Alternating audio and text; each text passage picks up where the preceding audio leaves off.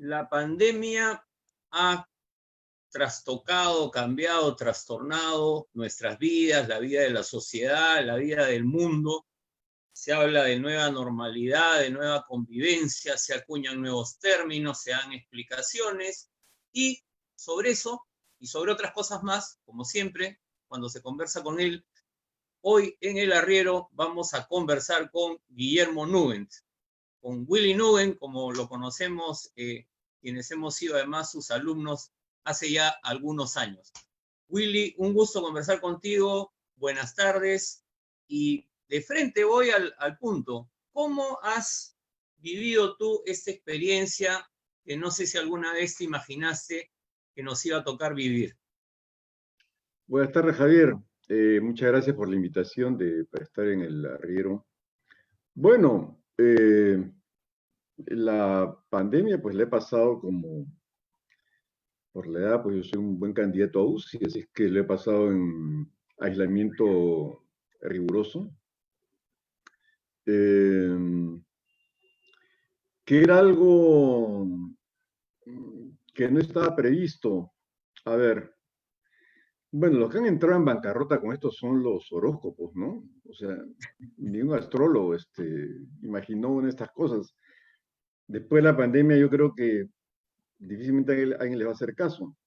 Eh, pero, pero además me parece que también es verdad que las epidemias así habían sido borradas de nuestro catálogo de malestares y de angustias culturales, ¿no?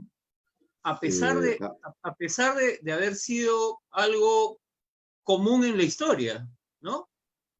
Bueno, sin ir tan lejos, la gripe española, hay estudios, por ejemplo, sobre Lima, Ica e Iquitos, entre 1818 y 1920 tuvo mortalidades que eran superiores a las de algunas ciudades europeas. Y estamos hablando de la historia del Perú, de 1920. Y eso ha sido pues borrado simplemente. No, es un caso bien interesante para ver cómo la memoria no es, uno no lleva memoria de lo que ha sucedido, sino uno lleva memoria de lo que en el presente considera relevante.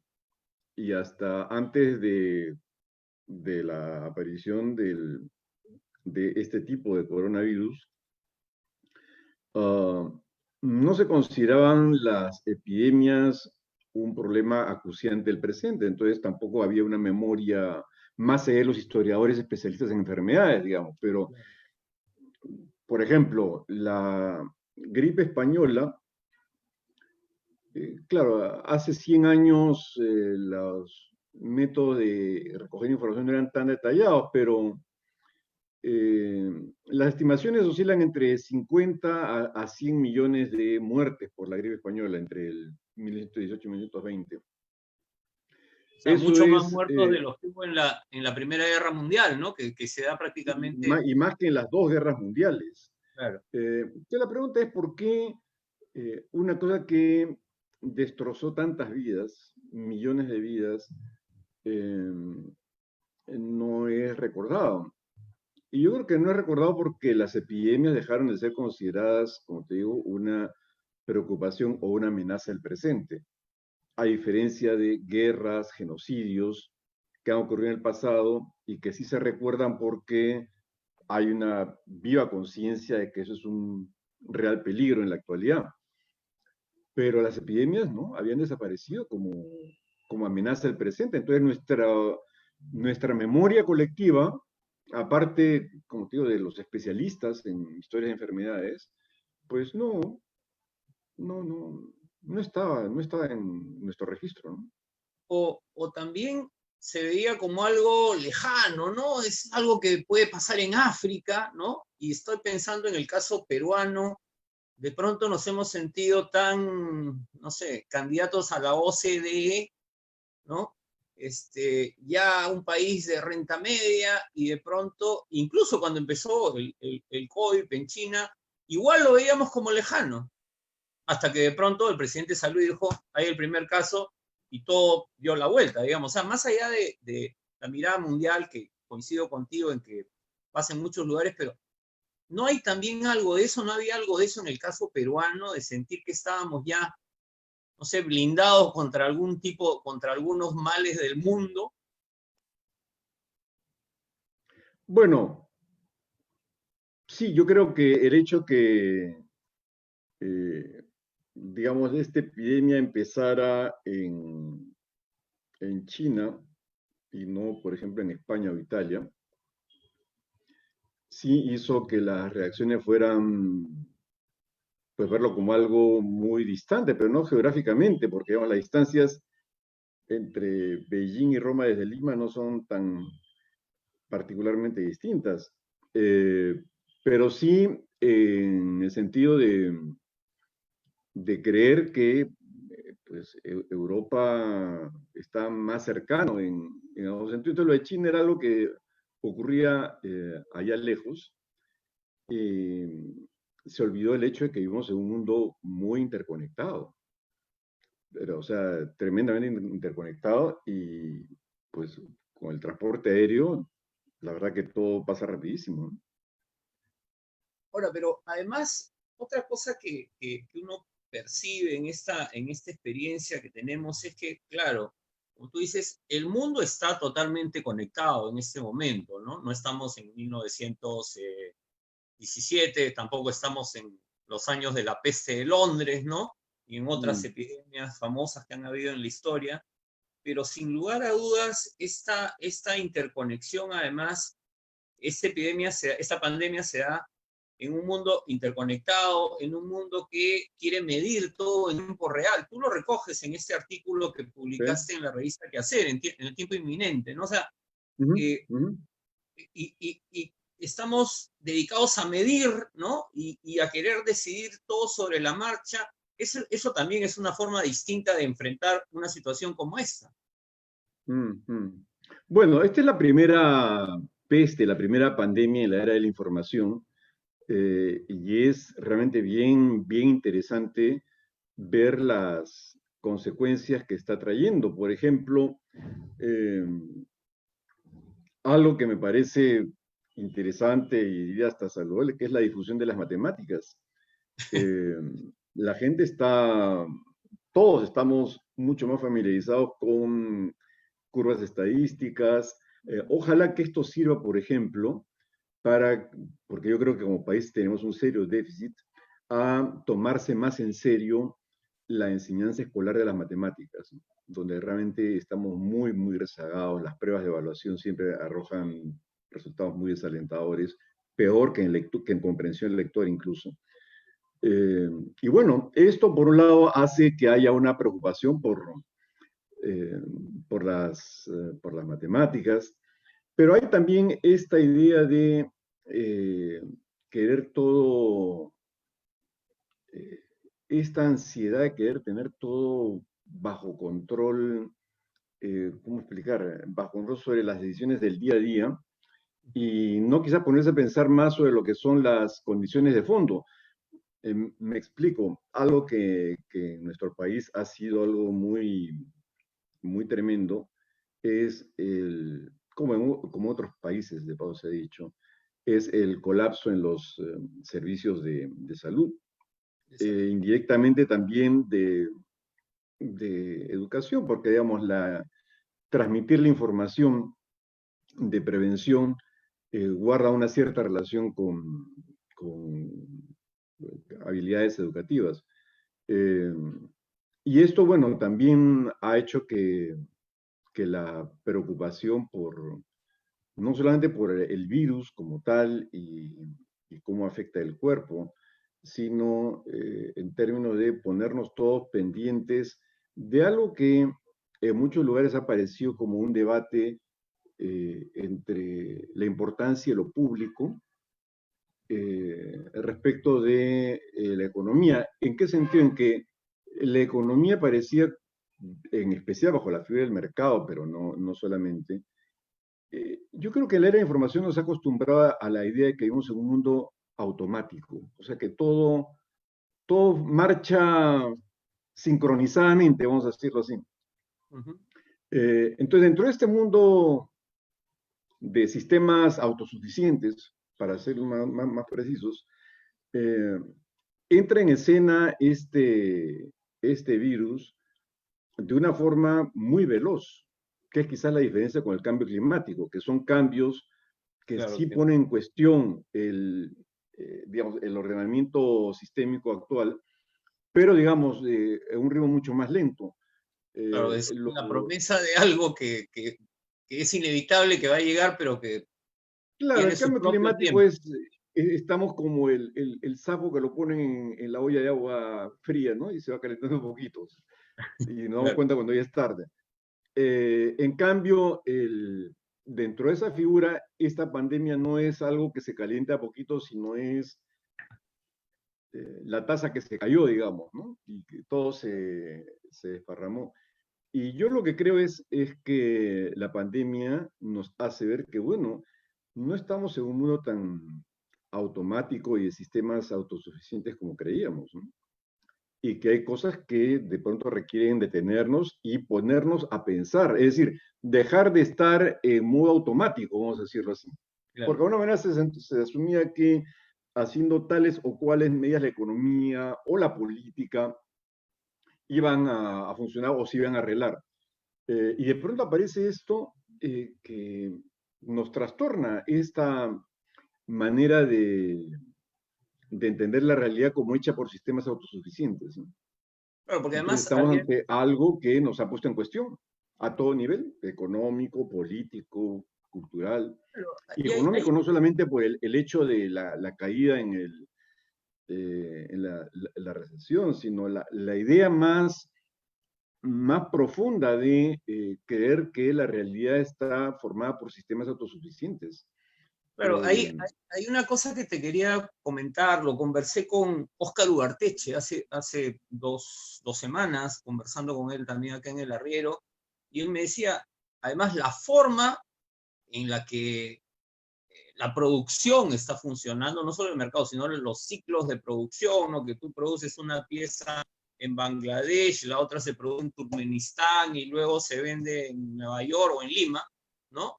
Ese ciclo ya no va a poder funcionar así o a esa velocidad. Es decir, se vienen cambios que no tenemos muy claro cómo va a funcionar, pero tampoco es que de la noche a la mañana se construye esto que han llamado una nueva normalidad, ¿no? Esto, o sea, vuelve a pone en cuestión justamente lo que tú dices, ¿no? O sea, como que la noción del tiempo había pasado a un segundo plano y ahora creo que si hay algo que se ha puesto y creo que a todos en la cuarentena nos ha hecho pensar es el tema del tiempo, ¿no?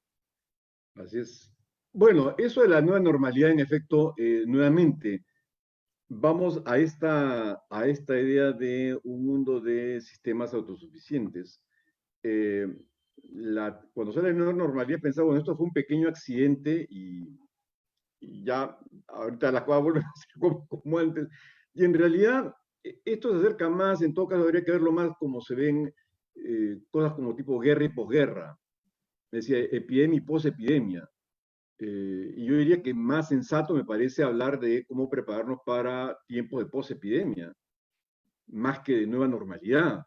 Eh, Porque la verdad que todavía es como que alguien dijera, cuando termina la Segunda Guerra Mundial o algo por el estilo, bueno, volvamos, no sé, a los años 30 o jugado por decir, ¿no? Es la época de una posguerra y una reconstrucción. Y aquí lo mismo, estamos en una época de post-epidemia.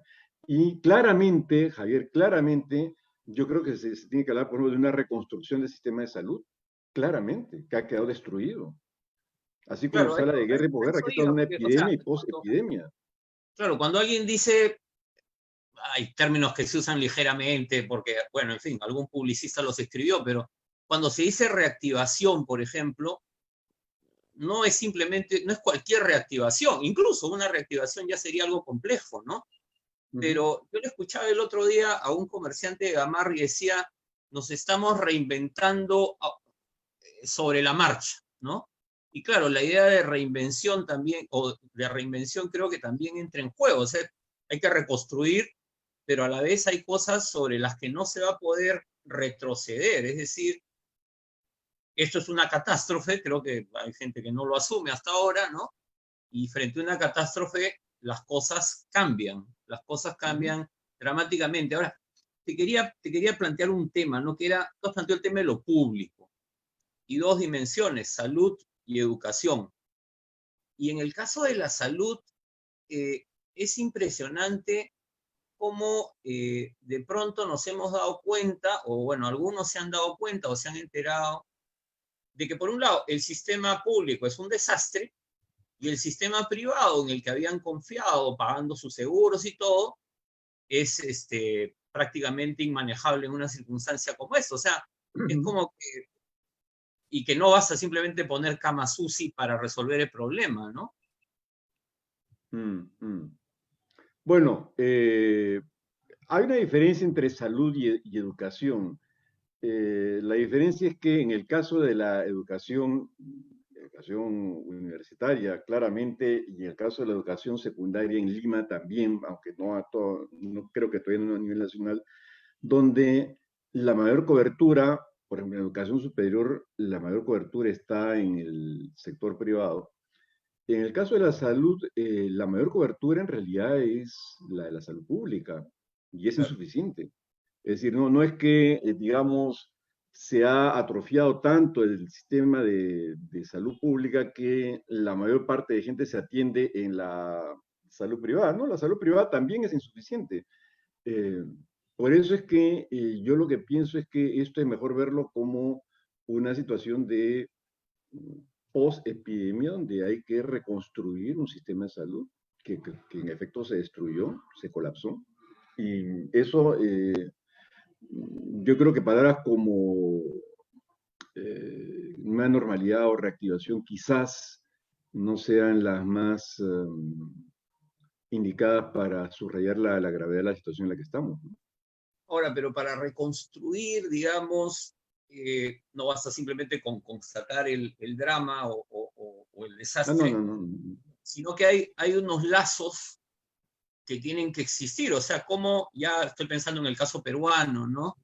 Eh, Nuestra respuesta a la pandemia ha expresado, creo, bastante bien cómo funciona nuestra sociedad, ¿no? O sea, algunos podían estar en cuarentena, otros no podían estar en cuarentena, ¿no? Algunos podían confinarse en sus casas, como en nuestro caso, además por razones de salud, de edad, pero otras personas simplemente, si se quedaban confinados todo el tiempo que duró la cuarentena, morían de hambre, ¿no? Y, y mi impresión es que hemos tenido un discurso muy cargado de ciertos medios, incluso el presidente en su momento, ¿no? De decir, la gente es irresponsable. Atroz, ¿Cómo atroz, construyes, atroz, cómo atroz. reconstruyes con discursos como esos? A ver, a mí la verdad eh, me parece tremendo. A ver, en primer lugar, hablemos de que estamos en una situación de epidemia y que se espera que pronto entremos en una situación de post-epidemia. ¿Qué quiere decir? Que, por ejemplo, los planes de defensa civil ya tienen que contemplar la contingencia de una epidemia. ¿Y qué es lo que hemos aprendido de acá? Una de las primeras cosas que se debe evitar es el dilema, el virus o el hambre.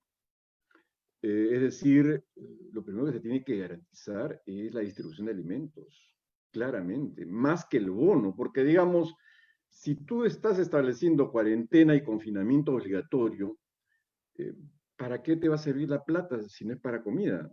Pero si tú Claro. das comida, o sea, garantizas el suministro de alimentos, eso hace que el confinamiento pueda ser mucho más eficaz. Eh, entonces, digamos, yo supongo que de acá quiero pensar en todo caso que se están extrayendo algunas lecciones para el futuro. Y un tema absolutamente clave se ha demostrado que es el reparto de alimentos. Porque, digamos, si tú no garantizas el reparto de alimentos, te queda esta puerta abierta de mucha gente que va a decir, con razón o sin ella, que bueno, pues tiene que escoger entre el virus o el hambre. Pero Eso además, por un lado. sí, sí. Y lo otro es eh, esto de la responsabilidad de los ciudadanos. En realidad, las responsabilidades siempre son mutuas, ¿no? Hay una responsabilidad de los ciudadanos y hay una responsabilidad más todavía en el caso de gobiernos democráticos, una responsabilidad de los gobiernos frente a los ciudadanos. Entonces yo creo que cosas mutuas y que no deben perderse de ninguna manera, no deben ser descuidadas, ¿no? Y esta idea de eh, responsabilizar a la gente, pues uno siempre toma medidas para que las cosas sean de la mejor manera y en democracia eso implica un trabajo de cubrir necesidades, por un lado, tanto de alimentación como de salud. Y lo otro, un elemento que ya varios observadores, críticos están señalando, un sistema de salud menos centrado en hospitales y más en postas, en atención primaria. Yo sí creo que una de las cosas que debería quedar claro es que el Estado claramente debería promover, por lo menos en sus universidades, facultades de medicina para formar médicos de familia, que claramente es lo que se necesita. Es decir, una amplia capa de profesionales con conocimientos médicos básicos como para poder atender de la mejor manera a familias y poder ellos dictaminar quiénes necesitan o no una atención hospitalaria. Ahora, ahí, siguiendo la lógica, ¿no? Porque una de las cosas más extrañas que pasó en la pandemia en términos de las decisiones políticas del gobierno fue cerrar las postas, ¿no? Y concentrar todo en los hospitales, previendo la carencia de las unidades, ¿no? De cuidados intensivos sobre todo, y se concentraron ahí y se cerraron las postas, una cosa que además creo que ha generado parte de los costos, ¿no? Y de muertes que de repente no fueron por el COVID, sino por gente que no pudo recibir la atención que tiene que recibir. Pero bueno, pero allí también hay un tema que ya tiene que ver con las relaciones entre los peruanos, ¿no? Y ese es un tema que tú has trabajado mucho, lo recuerdo de cuando era tu alumno, y lo recuerdo también en varios de tus trabajos, ¿no? Esta relación tan poco horizontal, a veces ni siquiera relación, en general entre los peruanos, pero entre el funcionario público, el burócrata o el tecnócrata, ¿no? O la autoridad y la gente, y el ciudadano, no me gusta usar el término de a pie, el ciudadano o la ciudadana, ¿no? Que simplemente no importa lo que les pase, ¿no? Tú lo has dicho con lo del bono, ¿no? Porque para mí lo más perverso del bono es que es una relación, vamos a decir así, donde yo deposito en una cuenta y tú ves cómo cobras. Así es, exactamente, Una cosa exactamente. increíble y claro, y en la Amazonía por ir a cobrar el virus ha crecido. Eso ya está No, pero confirmado. además con el componente político muy censurable de decir, bueno, yo ya di la plata, ya si la gente se contagia en el banco no es mi problema. Esta actitud de muchas autoridades de yo ya hice lo que me toca, lo que pase después no es mi problema, me parece muy mal, pero muy mal, subrayo, muy mal. O sea, esto de, no, yo ya hice lo que me tocaba, ya si la cosa sigue fregada, problema de ustedes. Eso no es una actitud de gobierno, eso no es una actitud de responsabilidad democrática. ¿Cómo es eso de que yo ya hice mi parte y si ustedes siguen fregados es su problema? ¿Qué gobernante es ese? ¿Cómo podemos tener una actitud así? A mí, la verdad, ese tipo de cosas me, me indignan mucho, me indignan mucho. Ahora, pero lo que yo, claro, me pregunto es, bueno, hay que reconstruir, ¿no?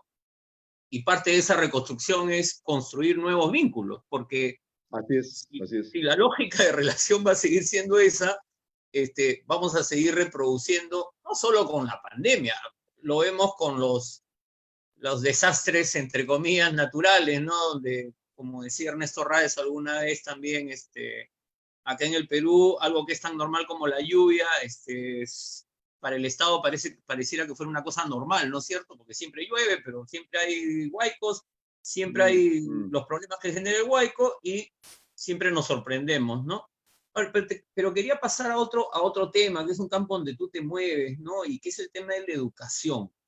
Y tú has mm, planteado este tema, también lo he leído, me parece que en el texto de Perú frente a la pandemia, estos 25 textos que publicó la Comisión Bicentenario, creo que haces una mención que tiene que ver con la educación y esta interacción entre el docente y el alumno, ¿no? mm, mm. Cómo llega uno, y recordaba un libro que tú recomendaste alguna vez hace no mucho tiempo, La hora de clase de Ah, Recalcati, ¿no? mm, mm. Y claro, ¿cómo Bello libro, hace, bello libro. cómo hace un profesor, cómo hace un docente con toda la carga que tiene encima para poder educar en este contexto? O sea, porque yo los veo y digo, no sé cómo lo hacen, pero bueno, yo veo que la gente lo está haciendo, está tratando de Mm, llegar al alumno, ¿no?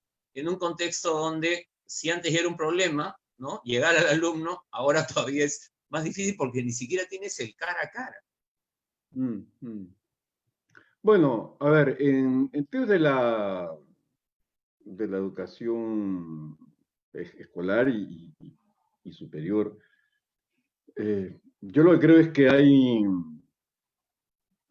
eh, hay docentes que están muy entregados, que tienen una vocación por la enseñanza y tratan de, según la circunstancia en la que estén, recurrir a los mejores métodos para los estudiantes, pero también está muy presente una manera muy, eh, muy vertical, más que vertical, yo diría muy inhibitoria de la educación. Es decir, la idea es que mientras los estudiantes escolares universitarios pregunten menos, mientras estén más tiempo callados, mejor va a ser todo. Y eso también luego ocurre en la política. Es decir, la idea es que mientras los ciudadanos estén más silenciosos, todo va a ser mejor. Eh, y yo lo que creo es que eso es lo que uno tiene que cambiar. Eh, y la verdad que en esa actitud inhibitoria, eh, pues no podemos tener un registro real de los problemas que tenemos como sociedad, porque muchos problemas quedan callados.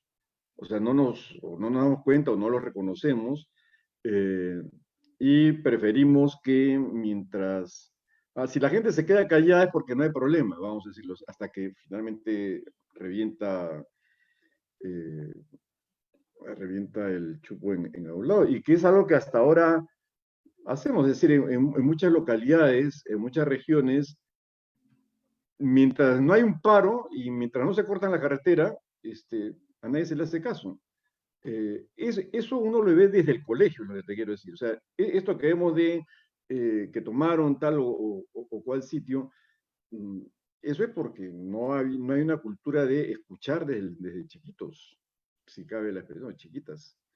Y escuchar implica hablar, pero claro, hablar y que haya alguien que vaya a recibir tu palabra, ¿no? Que te vaya, que haya un oído que te recoja. Y eso es lo que yo creo que en la docencia se hace o se debería hacer, pero está muy, digamos, poco a poco, lo que ha ido ocurriendo es que la educación pues, se ha visto como un terreno de inversión más, finalmente, y esto ha tenido consecuencias terribles en lo que es la calidad de la educación, ¿no?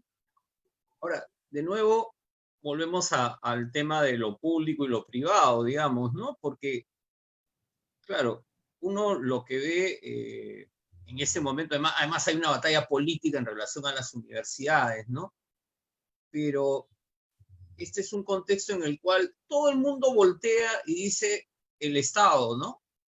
Después de que hemos estado años, casi 30 años, nos han estado diciendo todos los días que el Estado mínimo y que cuanto menos Estado mejor y que importante es el esfuerzo individual, el emprendimiento, ¿no? Que está muy bien, los emprendimientos individuales y familiares siempre hay que rescatarlos, pero de pronto ahora es como que la post-epidemia o la post-pandemia, como tú planteas, requiere como volver a mirar a ese Estado, ¿no? Volver a mirar además la dimensión pública, que va más allá del Estado, pero volver a mirarla y ver que hay cosas que no pueden seguir dejadas a la suerte de las leyes del mercado, como la A educación, ver, por ejemplo. yo plantearía, digamos, plantearía el programa que es un problema un poquito distinto. Es decir, yo no vería, vamos, quizás es una suposición retórica, pero me parece importante plantearla. Yo no vería tanto el problema eh, de las leyes del mercado y la educación si eso en efecto fuera efectivo. Pero digamos, tenemos 30 años de un modelo educativo, escolar y universitario, donde yo creo que uno ya puede hacer ciertas evaluaciones. Eh, y bueno, las evaluaciones de PISA siguen siendo muy desalentadoras, por un lado. Y en el caso universitario, pues la mejor universidad peruana está en el ranking, puesto 480 y algo, me parece, o 450 y algo, que es la Universidad Católica. La, o sea, la universidad peruana, que en el ranking mundial tiene el puntaje más alto, está en el puesto 450 y algo. Digamos que no es algo de lo que hay que alegrarse. Además, No, Javier, yo creo que hay que ser más claro. Eso muestra un fracaso del modelo educativo que se ha tenido en los últimos 30 años. ¿Cómo es posible que un país como el Perú, en un ranking de universitario mundial, su mejor universidad llega al puesto 450 y tantos o 80 y tantos? Eh, Eso indica que eso es un desastre. O sea, ese modelo no sirve con leyes del mercado o no leyes del mercado. O sea, ¿cuál es su eficacia? Aparte de, digamos, ¿qué ha generado la Universidad Peruana en los últimos años? Aparte de grandes fortunas, no se ven grandes ideas o grandes proyectos. Entonces, a mí me parece que ahí la evidencia es clarísima, es clarísima. O sea, este modelo hace que estemos, digamos, la verdad, la retaguardia de la retaguardia, ¿no? Porque para que la mejor universidad esté en el puesto 400 y pico, o sea, digamos, y esto en parte, yo entiendo, y de hecho, alguna de las apreciaciones del congresista Mora en su momento, yo las coincidí mucho con el respecto a la reforma universitaria, pero el problema, yo creo, Javier, que cuando tú lo enfocas por el lado de hay que terminar con las universidades estafadoras, vamos a decirlo así, en el cual la fachada de la universidad esta de Luna creo que es emblemática. Yo lo que creo es que no hay realmente, el Estado peruano no está comprometido en programas de excelencia académica, realmente no. O sea, yo no veo que el Estado se plantee cosas como, por ejemplo, nos proponemos que en 10 años entre las 10 mejores universidades de América Latina hayan 3 universidades peruanas. O que en el ranking de Shanghai tengamos por lo menos una universidad peruana entre las 50 primeras. Que sería pues realmente meterse a jugar en serio, ¿no es verdad? Claro. Pero no hay eso. O sea, realmente hay una, no sé, pues, ¿cómo llamar? Ya ni siquiera es conformidad con la medianía, es que ni siquiera calificamos como medianía. O sea, es una cosa de estar, hay una vocación, yo diría, en la educación y en la educación universitaria, hay una clara vocación por estar en la retaguardia cultural. Porque claro, han dejado de ser espacios en general, debate de ideas, digamos, ¿no? Pero además La generación de... compara las universidades públicas, digamos, en el resto de países de América Latina, las mejores universidades son públicas y gratuitas. O sea, la UNAM, la USPI, la Universidad de Buenos Aires, eh, y en el Perú, San Marcos tiene el alumnado de las universidades públicas no guarda relación con las necesidades de la población, por ejemplo.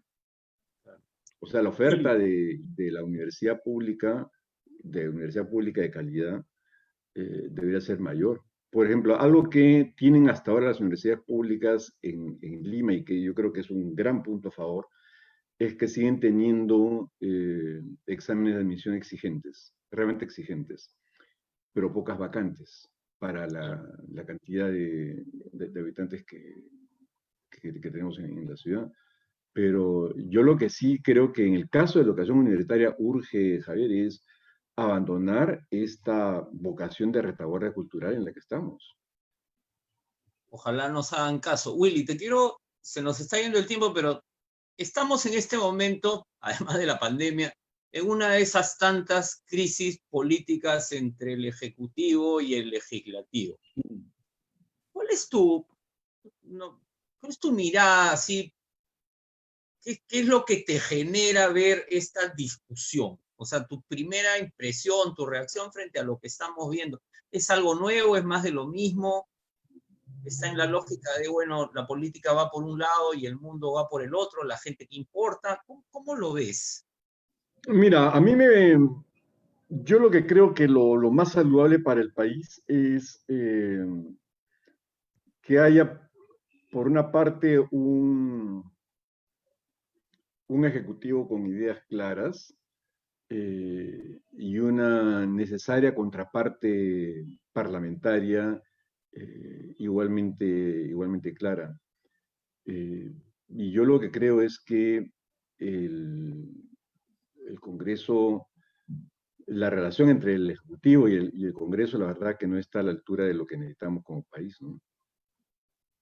O Hay sea, mucha, eh, digamos, mucha, más que mezquindad, yo diría que hay distintos, o sea, la política tiene hasta ahora poca capacidad de resistir a la presión de los sectores de los intereses económicos. Eso uno lo ve tanto en el Ejecutivo como en el Congreso. Son intereses económicos distintos, claro. pero ¿sabes qué, Javier? Yo veo que no hay demasiada permeabilidad entre la presión económica y las decisiones políticas, tanto en el Ejecutivo como en el Congreso. A mí me gustaría una política que fuera un poquito más impermeable a los intereses económicos, tanto en el Ejecutivo como en el Congreso. Yo creo que eso es lo que como país necesitamos. Es una política que sea más consistentemente política Ahora, y eso, no tan coladera en relación a intereses económicos, a las presiones económicas. ahora, y eso pasa por, o sea, basta, que es la apuesta de algunos, ¿no? Una reforma política, es decir, cambiar las leyes, algunos artículos de la Constitución y listo, ¿o qué más hay que hacer? Uh, ¿O qué crees? Por dónde deberíamos ir entonces, en todo caso? bueno, en primer lugar, yo creo que hay, junto con esta imagen desalentadora, yo creo que también en el Perú habemos muchas personas que nos gusta hacer bien nuestro trabajo en nuestra área correspondiente eh, y que se necesita crear condiciones, reglas para que eso también pueda ocurrir en el terreno de la política. Y yo creo que ahí lo que ha ocurrido ha sido, como te digo, se ha normalizado una política demasiado dócil a las presiones económicas. Eso es lo que yo diría que es el problema de fondo. Y eso implica darle fuerza a organizaciones políticas. O sea, que la gente se reúne a la política porque le gusta la política, no porque vio en la política una forma expeditiva de enriquecerse, sino que hay gente pues que le gusta la política porque le gusta la política, así como hay gente que le gusta, no sé, el fútbol o la ingeniería o la Claro, porque hay literatura. una vocación, un interés por el bien común, digamos, por Entonces hay un cambiar la sociedad, desprestigio, mejorarla, ¿no? hay un desprestigio de la política, en mi opinión, un desprestigio interesado. Es decir, eh, la idea es que mientras menos mediaciones políticas hayan para los intereses económicos, mejor le va a ir al país. Eso es el discurso que ha predominado en los últimos 30 años. Y yo creo que ya es el momento de hacer un balance, ¿no? Y ver pues, qué hemos conseguido y qué no hemos conseguido. Y en ciertas áreas como salud y educación es claramente que las cosas tienen que tomar un rumbo distinto, ¿no? Willy, una última pregunta. Me he enterado acá en las redes de que viene una nueva publicación tuya. Ya conversaremos sobre ella, pero un libro que se llama La desigualdad es una bandera de papel, Manual de Sí, Antisociología Peruana, con La Siniestra. sí, Eh, sí, sí, sí. ¿Cuál es a dónde apunta Willy Nuben con este libro que sale pronto, según me han contado? Mira, recojo trabajo de los últimos años donde trato de mostrar una manera de entender la sociedad en la que vivimos, de hacer sociología, un poco distinta de las formas más usuales, y de ahí viene lo de antimanual de sociología. Además, lo veo en la universidad, siempre los y las estudiantes andan muy atormentados con cosas que si el marco teórico así, la metodología así, y se pierde un poco la capacidad de hacer preguntas renovadoras. Y el título de La desigualdad es una bandera de papel, es el título, uno de los ensayos eh, que tiene ese título, y que trata sobre pues, lo que me parece que en el Perú, como en muchos otros lugares del mundo, es algo que está cada vez más en el centro de las agendas públicas, que es los debates sobre la desigualdad. Que de alguna manera la pandemia lo ha vuelto a poner en primerísimo plano. Lo ha destacado de una forma muy marcada. Y yo me parece que todavía sería un poco optimista hablar de la post-pandemia. Yo creo que todavía estamos en medio de la pandemia y por lo tanto con medidas urgentes, ¿no? Y tenemos un sistema de salud pues que hay que reconstruir. Es como la tarea inmediata, digamos, ¿no? Porque hay que empezar por el cuidado, digamos, de todos y cada uno de los peruanos y peruanas que, como hemos visto, muchos no han tenido ni la más mínima posibilidad, ni siquiera de llegar al sistema de salud. La tragedia de Santiago Manuín, su muerte, es realmente Eso ha sido dolorosísimo. Lo de Santiago ¿no? Manuel ha Una sido. expresión de eso justamente que hemos estado conversando. Willy, ha sido un gusto conversar contigo, siempre se aprende mucho dialogando contigo, quería darte las gracias. De todas maneras, cuando ya salga el libro y yo tenga más tiempo y cabeza para volver a leer con paciencia los libros nuevos que salen, ahorita no la tengo todavía, es uno de los efectos del confinamiento, seguramente vamos a estar conversando sobre este manual de antisociología peruana que yo no lo he leído, pero ya se los voy recomendando a quienes nos están escuchando el día de hoy. Muchas gracias, Willy. Un gusto Muy y bien. espero verte pronto cara a cara como en otras ocasiones. Amigos y amigas, Ojalá, Javier. Muy bien. nos vemos. Hasta luego, nos vemos.